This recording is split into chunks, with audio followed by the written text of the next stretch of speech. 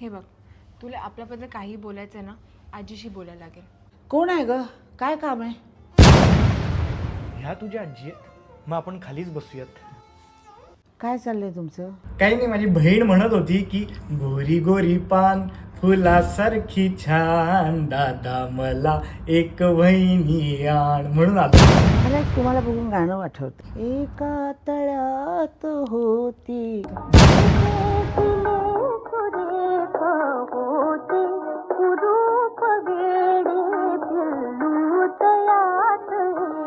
पण तेच बदक नंतर जाऊन राजाहूनच होतं ना. आता माझं गाणं तुम्हाला शिकवणार? नाही सॉरी. जर आम्ही परवानगी नाही दिली तर?